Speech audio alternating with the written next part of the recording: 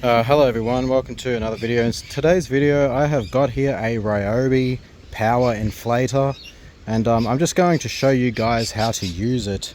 As you can see here, you want to make sure that you plug your battery, and you need to have a battery for this, so make sure that you have a battery. This is an R18 DPI by Ryobi 18 volt digital pressure inflator. Okay, and the max pressure here is 150 psi, but for the video, okay, you see here that you have bar and psi, guys. This one here is not, you can't just set it, you have to pretty much hold it in until you get the desired psi that you want. So just on this example, I'm going to use this tire here, and as you can see, the tire is very flat. Okay, so I'm just going to go ahead and I'm going to show you how to pump up this tire real quick. Okay, so I have my cap off. So what you're going to do is you're going to get your little head, and you're going to just pop it on here like this. Okay, and you just pop this down like that. Okay, and on here, this will show you how much psi that you are currently at right now.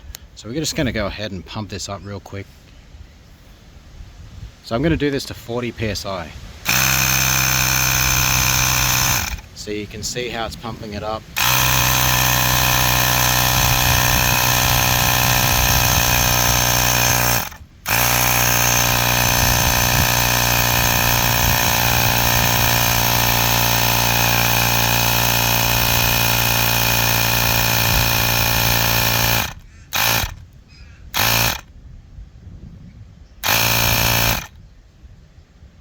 Okay, we are now at 40 psi, and you can feel the tire, it is very solid. Okay, just pop that out like that, and that is how you use your Ryobi Power inflator, guys. Okay, this will also work for cars. All right, this will work for cars and motorbikes, and lawnmowers.